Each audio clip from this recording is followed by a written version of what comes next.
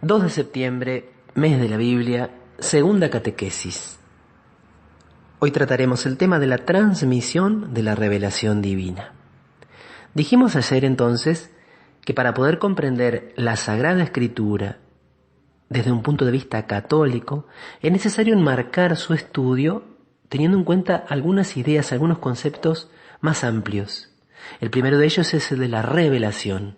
Es este proceso a través del cual Dios, mediante acciones y palabras íntimamente unidas, se comunica a los hombres. Esa revelación, esa palabra de Dios, esa intervención de Dios en la historia, llega a su culmen en Jesucristo.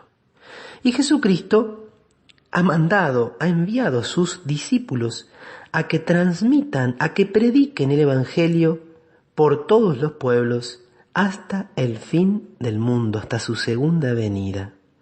Ha querido entonces que esa revelación se transmita. Pero es muy interesante pensar en esto. Esto quiero que lo grabes muy bien. Jesús no escribió ningún libro. Jesús tampoco ordenó a los apóstoles escribir ningún libro. Jesús fundó una iglesia y Jesús encomendó a los apóstoles la misión de predicar, de transmitir el Evangelio, sus acciones, sus palabras. Podemos decir entonces con toda claridad y con toda fuerza que Jesús fundó la iglesia, no escribió un libro. Y por eso la tradición es anterior a la escritura. ¿A qué llamamos tradición? Nosotros nos damos cuenta de que entonces la revelación divina se transmite, se entrega, pasa de una generación a la otra, en primer lugar, a través de la vida misma de la iglesia, a través de la predicación, a través del culto, a través de las costumbres. A eso nosotros lo llamamos tradición. Por eso la transmisión del Evangelio, de la palabra de Dios, nos dice el Catecismo, se hizo de dos maneras: oralmente, y allí leo textualmente, los apóstoles con su predicación, sus ejemplos, sus instituciones, transmitieron lo que había aprendido de las obras y palabras de Cristo y lo que el Espíritu Santo les enseñó. Ese es el primer modo en que se transmitió el Evangelio. Y el segundo modo es por escrito.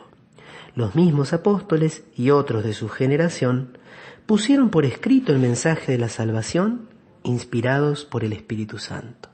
Pero entonces primero fue la iglesia, su predicación y su vida, y luego llegó la escritura del Nuevo Testamento.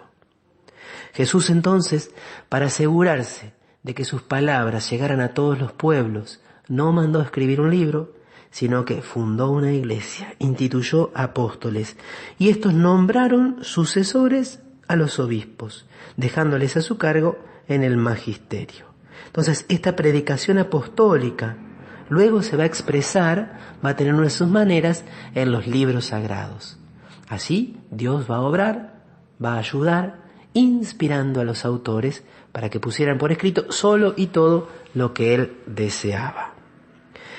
Las palabras de los santos padres, dice el Catecismo, atestiguan la presencia viva de esta tradición, cuyas riquezas van pasando a la práctica y a la vida de la iglesia que cree y ora.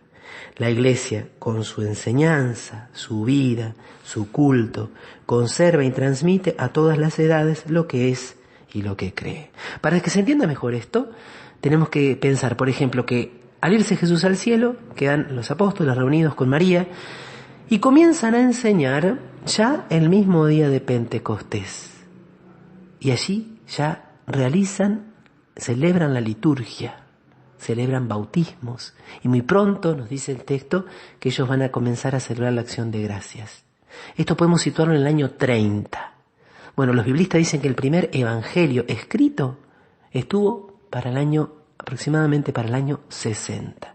Es decir que más o menos por 25 o 30 años todas las palabras y enseñanzas de Jesús se transmitieron fundamentalmente de manera oral y en el culto, en las celebraciones de la iglesia. La tradición es anterior a los libros del Nuevo Testamento. La vida de la Iglesia es anterior a la Sagrada Escritura del Nuevo Testamento. Y esa tradición no se ha interrumpido. La comunicación que el Padre ha hecho de sí mismo por su Verbo sigue presente y activa en la Iglesia. Aquí cita nuevamente el Catecismo al Concilio Vaticano II, un texto hermosísimo. Dice: Dios, que habló en otros tiempos, sigue conversando siempre con la esposa de su Hijo amado, es decir, con la Iglesia. Dios sigue conversando con la esposa. Así el Espíritu Santo, porque la voz viva del Evangelio resuena en la Iglesia y por eso en el mundo entero, va introduciendo a los creyentes en la verdad plena y hace que habite en ellos intensamente la palabra de Cristo. Tal modo que la tradición no es un proceso simplemente humano, no es un proceso donde intervienen solamente los hombres con sus facultades, sino que es guiada por el Espíritu Santo. Él sigue educando, sigue instruyendo a la Iglesia y llevándola a la verdad plena. ¿Y cuál es la relación entre tradición y escritura? Aquí el Catecismo dice, en primer lugar, que están íntimamente unidas y compenetradas. Surgen de una misma fuente, se funden en cierto modo y tienden a un mismo fin. Dicen algunos, la escritura es un modo de tradición. Se transmitió de muchas maneras el Evangelio de Cristo. Uno de los modos es la escritura, que una vez establecido, una vez aparecido en la Iglesia, adquiere por supuesto un estatus de primer orden, un estatus donde nosotros podemos descubrir allí la presencia viva de Cristo. Una y otra hacen presente y fecundo en la Iglesia el misterio de Cristo, que ha prometido estar con los suyos hasta el fin del mundo. Son dos modos de transmisión. La escritura es la palabra de Dios en cuanto escrita por inspiración del Espíritu Santo.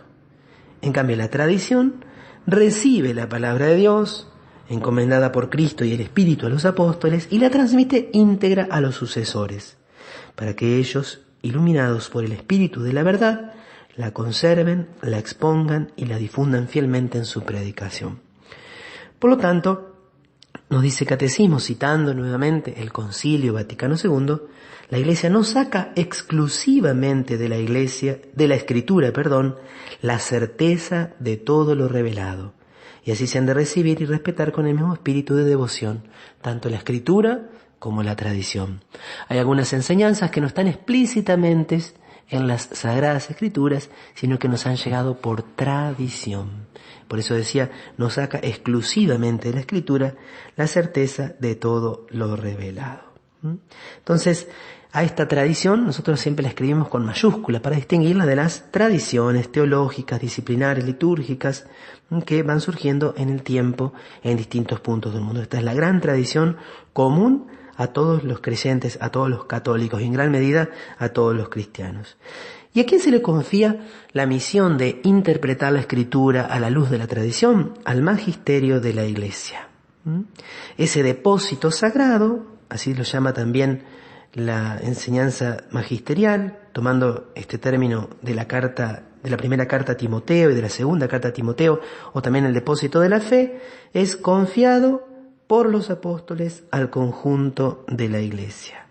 Allí el magisterio de la Iglesia, es decir, el Papa y los obispos en comunión con él, tienen el oficio de interpretar auténticamente la palabra de Dios, oral o escrita. Por eso es tan importante el magisterio de la Iglesia, es tan importante esta Iglesia que es apostólica, sigue siendo conducida por los sucesores de los apóstoles.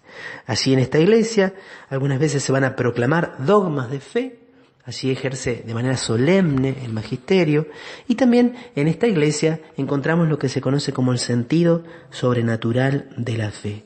Una expresión hermosa donde se dice que todos los fieles no pueden equivocarse en la fe.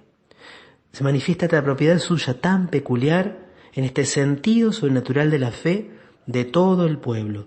Cuando desde los obispos hasta el último los laicos cristianos muestran estar de acuerdo en cuestiones de fe y de moral, no se pueden equivocar. Termino citando el texto que dice: la tradición y la escritura y el magisterio, según el plan prudente de Dios, están unidos y ligados, de modo que ninguno puede subsistir sin los otros. Los tres, cada uno según su carácter y bajo la acción del Espíritu Santo, contribuyen eficazmente a la salvación de las almas.